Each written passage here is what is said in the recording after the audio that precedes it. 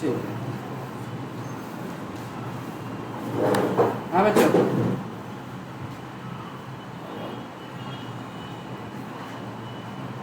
पहला block simple वही topic बताऊँ तुम्हारे पेपर में आए हुए, ध्यान रखना, ठीक है। वही क्वेश्चन जो मैंने तुमको पहले लिखा रखे है वही है सब।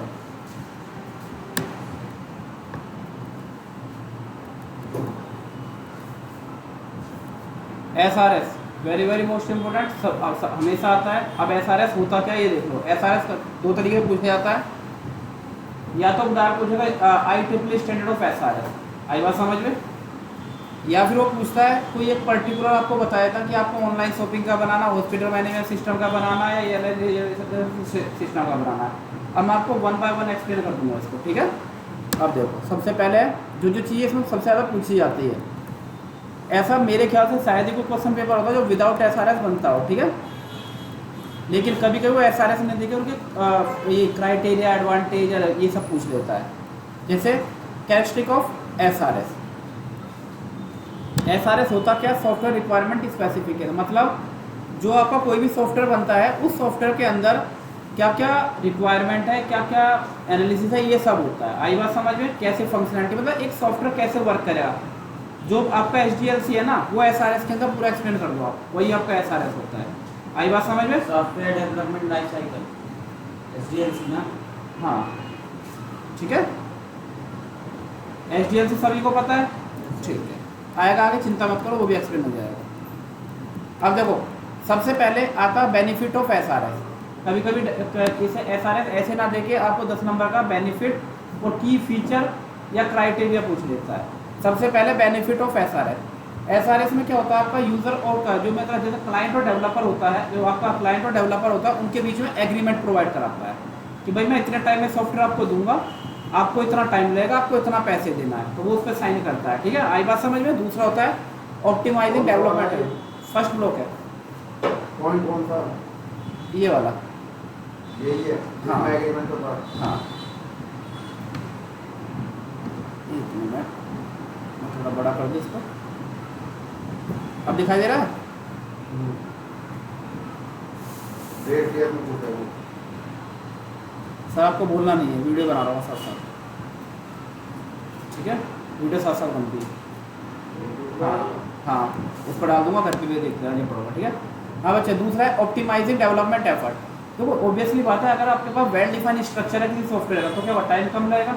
भाई हम नक्शा क्यों बनवाते हैं किसी बिल्डिंग का, जिससे कि बाबा तोड़फोड़ ना करनी पड़े, ऑब्वियसली बात है। आप एग्जांपल डाल के घर का नक्शा बता सकते हो, कि आर्किटेक्चर होता है, आर्किटेक्ट बनाएगा आपको, तो क्या होगा, हमें पता लगेगा कि ये चीज़ यहाँ पे, ये चीज़ नहीं तो क्या होगा, घर वाले बोलेगा भाई यहाँ पे टॉयलेट बना दो, यहाँ पे रसोई, अरे तो वास्तु है यहाँ से तोड़ो, उसमें क्या होगा, एफर्ट भी ज़्यादा लगता है, सामान लगता है, और जो आपका जो मिस्त्री होता है उसका भी टाइम लगता है। सेम फंडा आता है डेवलपमेंट में। अगर डेवलपर का बाबा बोलोगे हाँ भाई मुझे ये कलर यहाँ, ये पेज यहाँ नहीं चाहिए, ये चाहिए, ये चाहिए, वो वहाँ से हटा के दूसरा, नहीं मुझे ये चीज़ यहाँ पे ऐसे चाहिए थी, तो उसमें टाइम क्या था, कंज्यूम हो जाता है उसका बहुत ज़्यादा, ठीक है। इसमें क्या था, पोस्ट और शेड्यूलिंग यूज़ की जाती है। एक बात मैं यहीं पे एक्सप्लेन कर दे रहा आपको, जो शेड्यूलिंग होता है, तो व्हाट इज द शेड्यूलिंग, बेटा गैंट चार्ट और पर्ट चार्ट आता है, ध्यान रखना, Gantt chart and PERT chart, ये आपका शेड्यूलिंग का कंसेप्ट होता है। कभी कभी सुनी हुई बातें हमें ज़्यादा याद रहती है। गैंट चार्ट और पर्ट चार्ट, वो आता है आपका शेड्यूलिंग, वो हमारा SRS के अंदर ही होता है।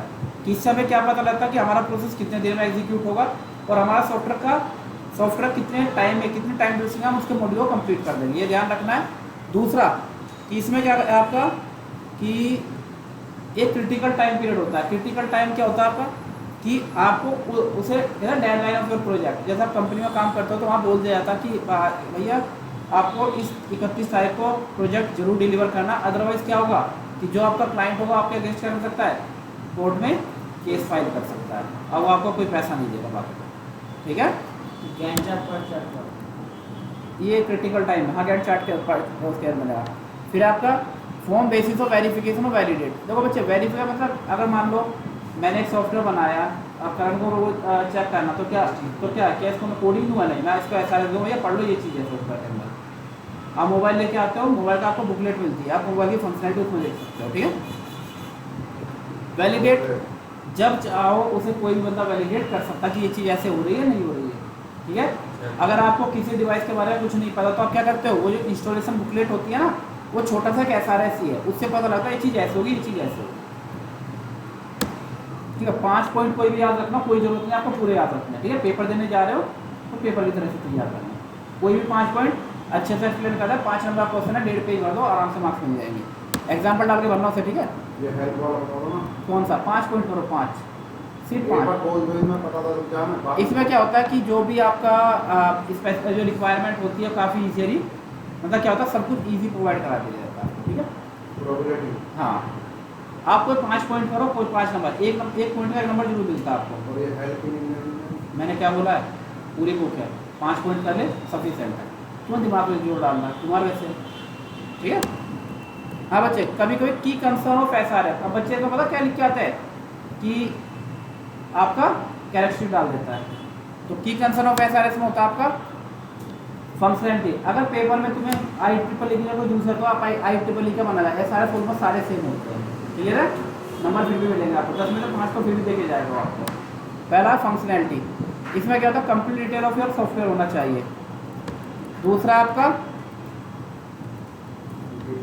इंटरफेस, ठीक है। इंटरफेस में क्या होता है आपका कि एक्सटर्नल इंटरफेस, इसमें जो बाहर के जो बंदे जो आपका जैसे हम क्लाइंट को अपने सॉफ्टवेयर देते हैं वो किस तरह से इंटरेक्ट करेगा, आई बात समझ में। परफॉर्मेंस, इसका परफॉर्मेंस कैसा होगा, जो आपका सॉफ्टवेयर है उसका परफॉर्मेंस कैसा होगा। एट्रीब्यूट, उसके अंदर क्या क्या एट्रीब्यूट प्रोवाइड कराए जा रहे हैं, कॉन्स्टेंट क्या एट्रीब्यूट का मतलब एट्रीब्यूट, उसके अंदर जो वैल्यू है, उसके अंदर जो वैल्यू है, सॉफ्टवेयर के अंदर ऐसे पूरा नहीं हो पाएगा। एट्रीब्यूट है उसके अंदर जो वैल्यू है, लॉगिन साइन अप सारे एट्रीब्यूट होते हैं, ठीक है। कांस्टेंट, लिख लो इस चीज को, वर्ड को, कितना लोड एक्सेप्ट कर सकती है, सॉरी हैंडल कर सकती है आपकी साइट, उसमें जो जो लिमिटेशन है। इस वर्ड को कहीं भी नजर आ जाए ना, ये लिख दिया करो कभी। डेटाबेस होगा तो डेटाबेस में लिख देना कांस्टेंट लोड होता है। पेन कहाँ जरा, पेन कहाँ है, समझा बताओ। ठीक है, समझा दिया। आपका जो वेबसाइट है वो कितना लोड एक्सेप्ट कर सकता है, सॉफ्टवेयर के अंदर कितनी यूजर एक बार में हिट कर सकते हैं, ठीक है। इसे लिमिटेशन कहते हैं सिंपल वर्डों में। वर्ड का मीनिंग सबको क्लियर होना चाहिए, ठीक है। अगला है कैरेक्टरिस्टिक ऑफ SRS। बच्चों ध्यान रखना की फीचर, ठीक है। इधर देखो एक बार, कंफ्यूज मत हो जाना। बेनिफिट ऑफ SRS और कैरेक्टरिस्टिक ऑफ SRS दोनों अलग अलग है, तुम एक को ही मिक्स कर देते हो, ठीक है।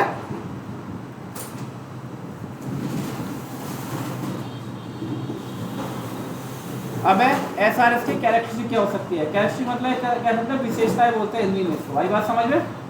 सबसे पहले क्या है, SRS आपका क्या होना चाहिए, करेक्ट होना चाहिए। क्यों करेक्ट होना चाहिए, क्योंकि भाई सॉफ्टवेयर की बैकबोन है आपके, ठीक है। दूसरा है अनएम्बिग्युअस, इसके अंदर ही लिख लो, यहाँ पे डुप्लीकेशन है, अनवांटेड वर्ड को यूज नहीं करते हम, सिंपल लिखो। जो अनवांटेड वर्ड होते हैं उसको हम यूज नहीं करते, बिल्कुल स्ट्रेट। जैसे मान लो आप कोई सॉफ्टवेयर बना रहे हो, लॉगिन का है तो लॉगिन के नाम से होगा, ये नहीं कि तुम लिख रहे हो हाँ भाई moment.html हमारे यहाँ लॉगिन पेज होगा, ये कोई वो नहीं है, ठीक है। लॉगिन है तो लॉगिन के नाम से होगा, क्लियर है। फिर है आपका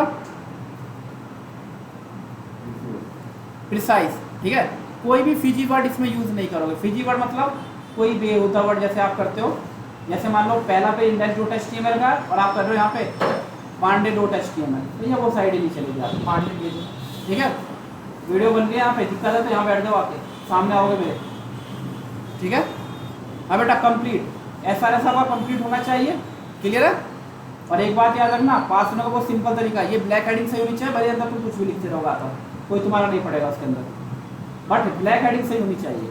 अब कोई अरे उसमें अगर 10 भी है तो आप 5 हेडिंग याद रखोगे, ठीक है।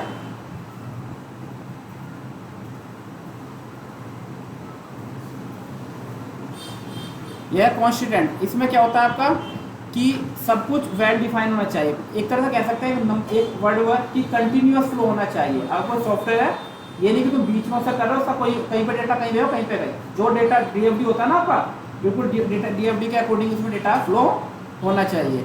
वेरीफाइबल मतलब होता है कि जब चाहे कोई भी बंदा उसे वेरीफाई कर, कोई बंदा से मतलब क्या है, जिसके पास SRS की नॉलेज है, तो वही से वेरीफाई कर सकता है, ठीक है। अब है मॉडिफाइबल, मान लो ज्योति ने मेरे से बोला सर मुझे ये साइट बनवानी है, मैंने बनाना शुरू करी है, नहीं सर मुझे ये फीचर ऐड करना, तो क्या मना करूँगा इसको मैं, नहीं, मुझे वो ऐड करना पड़ेगा। मैं SRS को मॉडिफाई भी कर सकता हूँ। कितने पॉइंट होगा इसके, ट्रेसेबल, ट्रेसेबल उसे जब चाहे हम ट्रेस कर सकते हैं, ठीक है।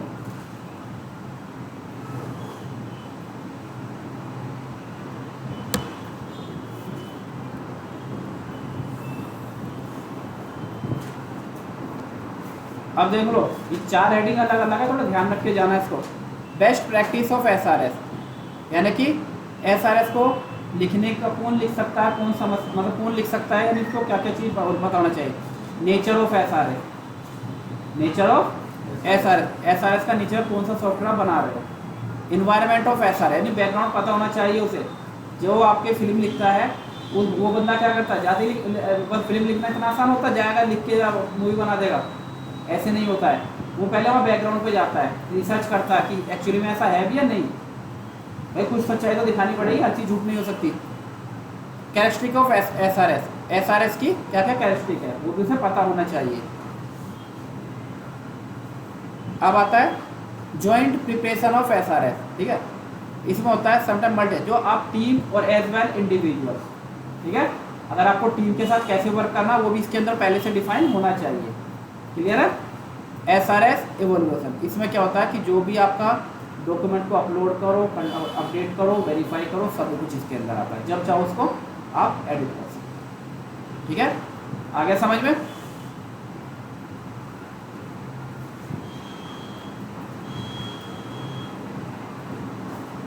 कैसे हैंग हो रहा है सिस्टम। अब इस चैप्टर का और इस यूनिट का सबसे इम्पोर्टेंट क्वेश्चन वो है आपका एसआरएस स्ट्रक्चर। आई बात समझ में। जो बच्चा रेगुलर क्लास कर रहा है शाम के टाइम पे उनको पता है कि एसआरएस हर पेपर के अंदर है। अब मैं तुम्हें पहले बता दे रहा हूँ, एसआरएस हर पेपर में आता ही आता है।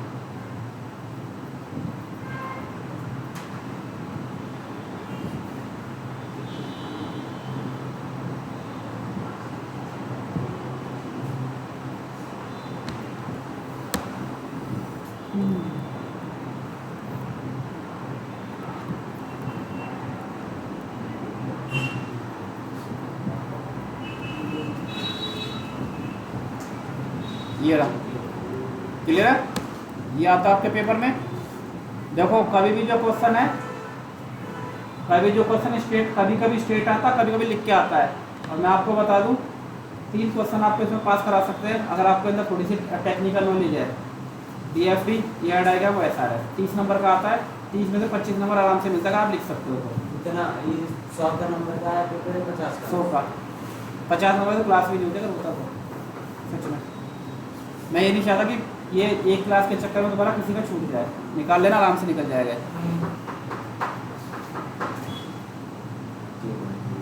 हाँ बच्चे, मान लो मैं ऑनलाइन शॉपिंग का SRS बना रहा हूँ, ठीक है, क्लियर है। तो ये मैं स्टैंडर्ड के साथ ही एक्सप्लेन कर दे रहा हूँ इसको। सबसे पहले आपका इंट्रोडक्शन, आपको ये इसके अंदर क्या है, इंट्रोडक्शन में ऑनलाइन शॉपिंग क्या है उसका इंट्रोडक्शन लिखना होगा। ये कभी कभी 25 नंबर का क्वेश्चन आता है। 25 नंबर क्वेश्चन में आपको कम से कम भी 6 से 7 पेज भरने होते हैं। ये क्वेश्चन आपको पास करा देता है, ठीक है। ध्यान रखना, गलत मत करना, अच्छे से पढ़ के जाना इसको। 25 का, ठीक है। SRS का ऑनलाइन शॉपिंग का मैंने इंट्रोडक्शन बताया। फिर है purpose of the software requirement specification, क्या पर्पस है मेरे सॉफ्टवेयर का, क्यों बना रहा हूँ मैं उसे। ऑनलाइन शॉपिंग का सॉफ्टवेयर क्यों बना रहा हूँ वो मुझे यहाँ लिखना पड़ेगा इसके अंदर। फिर है स्कोप ऑफ द प्रोडक्ट, वो ऑनलाइन शॉपिंग का स्कोप कहाँ है, यानी कहाँ से आ रहा है प्रोडक्ट, ठीक है। फिर आपका डेफिनेशन, एक्रोनॉमस और एब्रीवेशन, यानी जो उसके अंदर मैं कीवर्ड यूज करूँगा उसकी मुझे क्या चाहिए, वर्ड मीनिंग पता होना चाहिए। फिर आपका रेफरेंस, अगर आप चाहो तो इसमें से 2 पेज के अंदर भी कर सकते हो, लेकिन लिख लोगे तो ज़्यादा है। रेफरेंस मतलब कहाँ से मैंने कंटेंट को पिक किया है।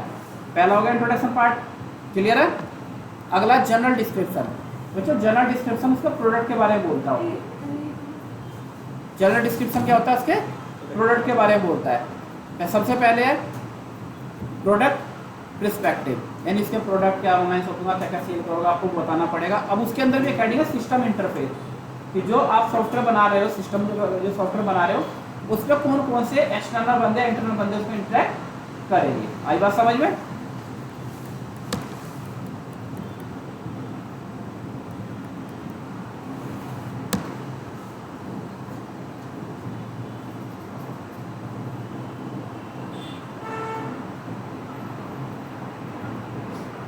फिर आपका यूजर इंटरफेस, यानी कि यूज़र किस तरह इंटरेक्ट करेंगे इस पर। फिर हार्डवेयर इंटरफेस, क्या क्या हार्डवेयर आप यूज़ कर रहे हो अपने ऑनलाइन शॉपिंग के सिस्टम में। सॉफ्टवेयर इंटरफेस, सॉफ्टवेयर क्या क्या यूज़ कर रहे हो। कंपनी कैसे इंटरफेस करो या करो मत करो, उससे कोई फर्क नहीं पड़ता। अरे एक बात सुन लो पहले इधर, ये जो चीज़ें है ना ये इसके अंदर की है, ये इसके प्रोडक्ट पर्सपेक्टिव के अंदर है, ध्यान रखना। ठीक ठीक है।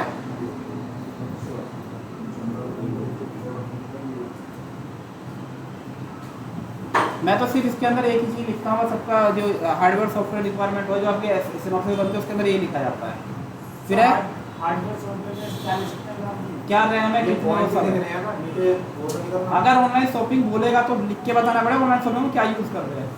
तो ऑनलाइन शॉपिंग में तो रैम रोम भी लिखेंगे। हाँ हार्डवेयर में लिखना पड़ता है, रैम को अपना लिख दो, जो तुम्हारे सिस्टम में कन्फिगरेशन है वही लिख देना। अब है प्रोडक्ट फंक्शन, प्रोडक्ट आपका फंक्शनैलिटी क्या है, क्या क्या यूज़ कर, क्या क्या फंक्शन इसके अंदर है। यूज़र कैरेक्टरिस्टिक, यूज़र का बैकग्राउंड क्या है। जनरल कॉन्स्टेंट, कितने उसमें लोड एक्सेप्ट कर सकता है, वो हैंडल कर सकता है। एजम्पशन और डिपेंडेंस, उसकी डिपेंडेंसी कहाँ है, एडमिन के ऊपर डिपेंडेंसी है, क्लाइंट के ऊपर है, या फिर आपका किसी अदर के ऊपर डिपेंडेंसी है। अब आता है तीसरा point, specific requirement. External interface requirement, बाहर से जो आपको एक्सटर्नल क्या क्या रिक्वायरमेंट हुई आपकी। फिर आपका फंक्शनल रिक्वायरमेंट, यानी कि आपका जो है क्या क्या जो फंक्शन परफॉर्म कर उसके लिए क्या क्या रिक्वायर है। फिर आपका परफॉर्मेंस रिक्वायरमेंट, परफॉर्मेंस जो आपका सॉफ्टवेयर है उसके लिए क्या क्या रिक्वायरमेंट आपने रखाई है। और डिज़ाइन कॉन्स्टेंट, यानी जब आप डिज़ाइन करो तो आपने क्या क्या कहाँ तक वो डिज़ाइन किया। ये नहीं कि तुम देखो हर किसी की लिमिट होती है कि भाई इतना ही इसमें मॉड्यूल बनाऊंगा, ये मॉड्यूल की वैलिडेशन होती है तरह कि हम यहाँ तक ही मॉड्यूल को यूज़ करेंगे। अब है लॉजिकल डेटाबेस रिक्वायरमेंट, देखो ठीक है। अब इसमें क्या कि जब डेटाबेस की बात आती है ना, एक बात हमेशा याद रखना कि यहाँ पे ER डायग्राम जरूर बनता है। ER डायग्राम, DF डायग्राम अपना ऐड कर सकते हो आप यहाँ पे। ER डायग्राम से आपका डेटाबेस बनता है, डेटाबेस से आप कोडिंग करते हो। क्लियर है। पॉइंट के साथ ये बना के दिखाने हैं। हाँ अगर 25 नंबर आया तो दिखाना पड़ेगा, तो बोलेगा। फिर आपका software requirement, system attribute.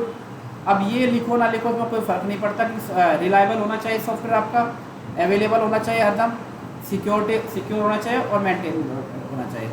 Appendix आपका क्या, हाँ जी हाँ 3 दिन से इसीलिए बोला जाता है। अरे अपेंडिक्स तुम्हें पता है, जो बुक के पीछे तुमने देखा ना पेज लिखा होता है, कौन सा वर्ड कहाँ पे आपकी, क्योंकि होता क्या, कोई बंदा कहता मुझे ये चीज़ चाहिए तो क्या उसमें ढूंढेगा, नहीं वो पीछे जाएगा उस वर्ड का भी है, इस पेज नंबर पे और सीधा वहीं पे चला जाएगा। क्लियर है। SRS मैंने आपको अच्छे से बता दिया है। अब चलते हैं हम आगे।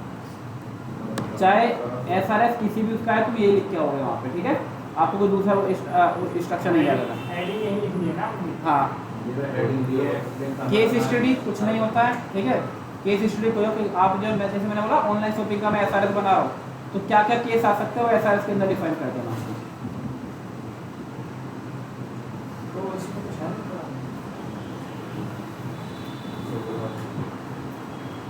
मैं सिर्फ वो पढ़ा रहा जो पेपर में आए हुए क्वेश्चन है, ठीक है। ये नहीं आया कि नहीं मेरे हिसाब से नहीं है, लेकिन अगर आए तो आप SRS बनाना, उसके अंदर कोई भी एग्जांपल लेकर एक्सप्लेन कर देना।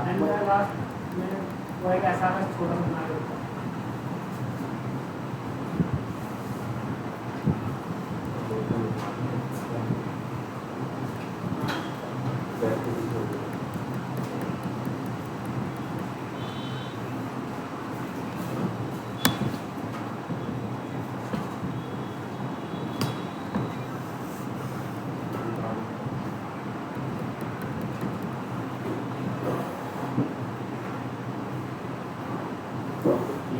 TFD हाँ क्लीन कर लो सिस्टम। हो जाएगा। ER डायग्राम और DFD डायग्राम, ठीक है बच्चों। DFD डायग्राम तुम सबको हर बार आता है, SAD के अंदर भी कराया, डेटाबेस के अंदर भी कराया और सॉफ्टवेयर इंजीनियरिंग के अंदर भी कराया, ठीक है। ये टॉपिक आप घर से खुद करोगे, नेट से उठाना। 0 लेवल, 1 लेवल, 2 लेवल और ER डायग्राम, इसको मैं टच नहीं करूँगा टॉपिक को, ठीक है। ER डायग्राम और DFD डायग्राम, ठीक है। 0 लेवल, अगर वो 3 लेवल पूछता है ना, इसका मतलब वो फर्स्ट सेकंड थर्ड नहीं बोल रहा है, 0 1 2 बोल रहा है। थर्ड लेवल आपके में अगर आता तो बहुत बड़ी बात हो जाती है, ठीक है। दोनों ये टॉपिक आप अपने से करोगे, symbol of DFD, symbol of ER diagram, ठीक है।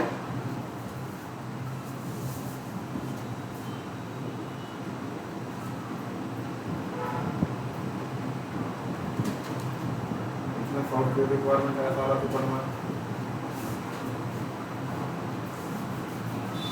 ज़्यादा हैंग कर रहा है तो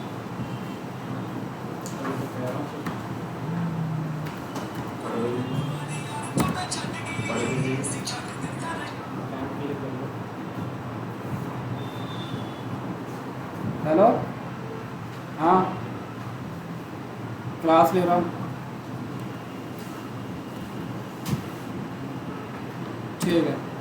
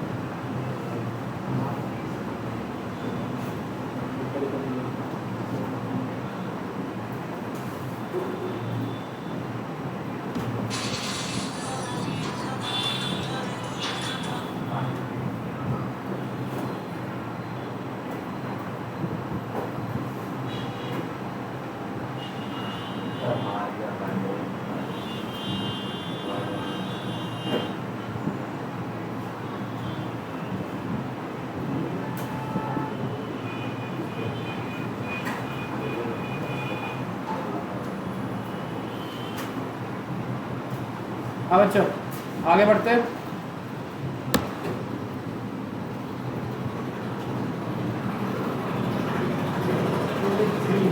ऑब्जेक्ट ओरिएंटेड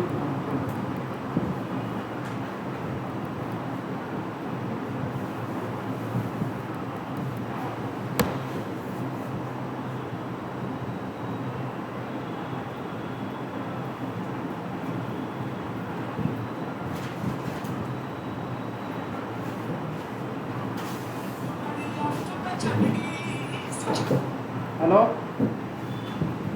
हाँ ये गुड इवनिंग सर वो ऐसे भेज दिए मैंने वो ऐसे भेज दिया आपको नहीं नहीं नहीं नहीं ठीक है अभी मैं क्लास ले रहा हूँ सर ठीक है ठीक ओके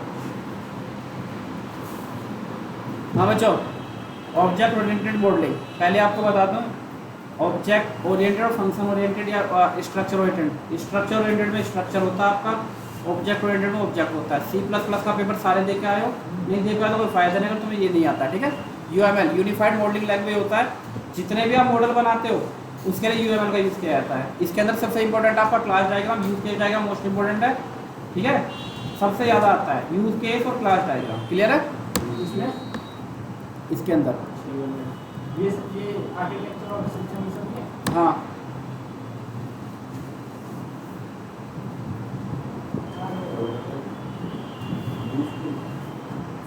बताओ चिंता मत कर भी आएगा यूनिफाइड मॉडलिंग लैंग्वेज क्या होता है जो भी अगर आपको कोई मॉडल बनाना है मॉडल क्या होता है आपका कि कोई भी आप जो भी क्या बोलते हैं सॉफ्टवेयर बना रहे हो उसे एक ग्राफिकली फॉर्म में रिप्रेजेंट कर देना उसे ग्राफिकली फॉर्म में रिप्रेजेंट कर देना उसे बोलता है यूनिफाइड मॉडलिंग लैंग्वेज आपको जावा में भी काम आ जाएगा ठीक है कभी कभी गलती से आ जाता है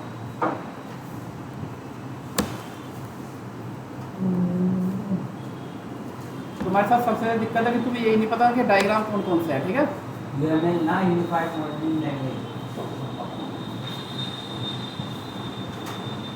देखो बच्चे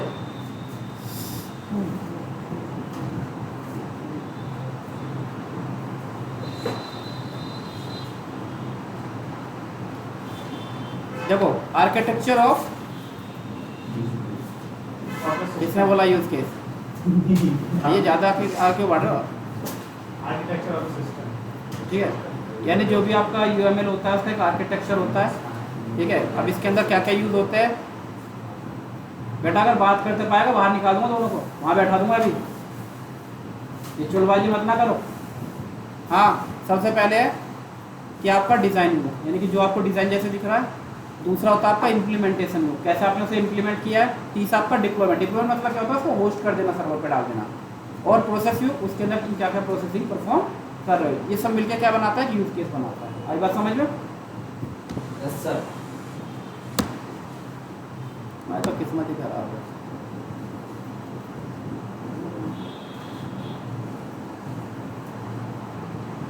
बोलिएगा सिस्टम भूल जाने को।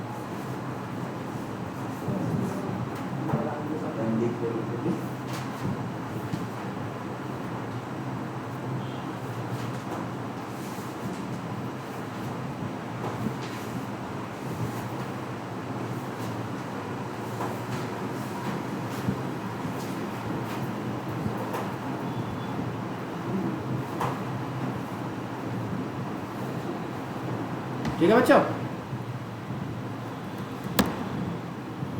इसमें बाकी कुछ नहीं है बताने के लिए। अब देखो क्लास डायग्राम कैसे बनता है आपका।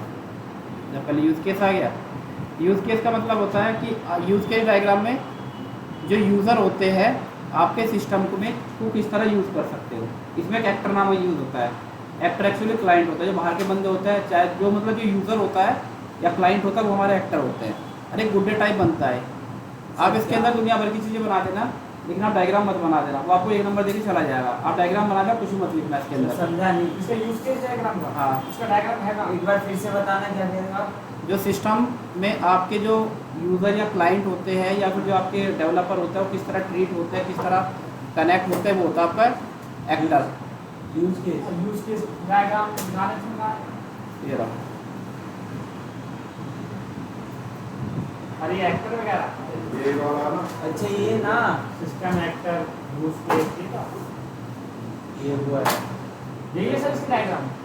White box testing, black box testing, सब पढ़ा और हुआ इसके है। सिंबल्स हो गए ना सारे, ये है। पढ़ा नहीं है क्या जाके? व्हाइट बॉक्स टेस्टिंग और ब्लैक बॉक्स टेस्टिंग क्या होता है? व्हाइट बॉक्स होता है क्लाइंट साइड से। आप यहाँ बैठोगे, वहाँ बैठ जाओ। सब पता है सब। पता तो बुलाया क्यों भाई, अब बता देना कंफर्म नहीं कंफ्यूज। बस तो शांत बैठ आ जाएगा, बता दो। तो भी आएगा तो बता देंगे ना, सब पता है। हाँ भाई, यहाँ पे आके बैठ पांडे, चलो यहाँ बैठ। ये इंसल्ट ला के उसमें डाल दूंगा, डाल करिए मैंने ऐसे। ऑनलाइन इंसल्ट होगी, चिंता मत कर। हाँ भाई, तू इधर को बैठ, उधर हो। इसी पक्के में बैठ, बैठी नहीं है वो, इधर को बैठ। हाँ, वो इतनी दूर बैठा दिख नहीं रहा क्या, उससे अच्छी पकड़ा गर्मी में भी। हाँ बेटा, सबसे पहले देखो ये आपका यूज के फ्लाइट बुकिंग सिस्टम में बन रहा है। एडमिन आपका एक एक्टर हो सकता है, एक आपका रिजर्वेशन क्लर्क हो सकता है, एक आपका ट्रैवलर होगा। इसके अंदर जो तुम्हारा एजम्पशन है अपने आप, क्या तुम फ्लाइट बुकिंग टिक में क्या कि आपका क्या होगा, अपडेट कर होगा, जनरल रिपोर्ट होगा, लॉगिन कर सकते हो, स्टेटस देख सकते हो, जो मन करे वो डाल देना इसके अंदर। क्लियर है, बना जरूर देना पेपर में।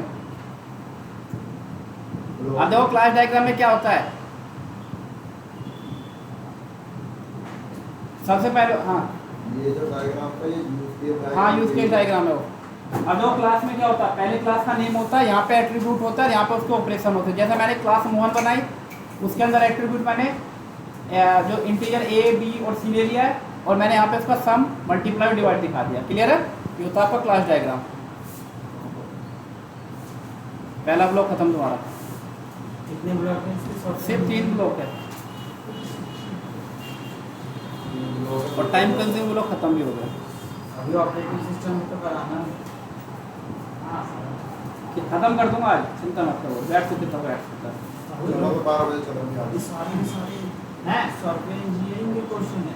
हाँ, पढ़ने लिखने वाला बच्चा हूँ, मुझे मार देगा। क्लास बंद कर दूँ? नाइट क्लास चल रही है। अरे क्लास बंद कर दूँ? नहीं खड़ा वहाँ से, खड़ा हो, खड़ा। जैसे के साथ रहोगे ऐसे हरकतें करोगे, खड़ा हो। यहाँ बैठा के देखो तो कितना बना सकता है। आ इधर इधर, हेलो। अब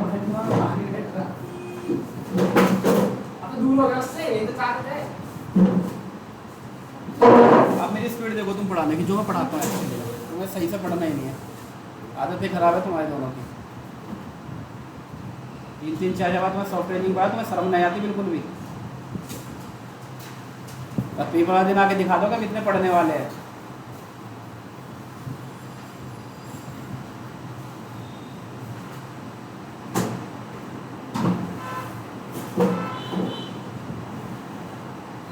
हाँ भाई, डिजाइन एंड टेस्टिंग 5 मिनट दो, 5 मिनट के अंदर खत्म यूनिट। कहो तो ऐसे ऊपर से देख के बता दूँ सारे। तो शांत बैठा, कोई सा बोला तो वहीं से उड़ा दूंगा पूरी यूनिट, ज़्यादा टाइम नहीं लगेगा। सबसे पहले बच्चे फंक्शन ओरिएंटेड डिज़ाइन, किसी भी ऐसे बता दे रहा हूँ, पहले समझ लो। जब आप कोई भी कोडिंग करते हो उसमें फंक्शन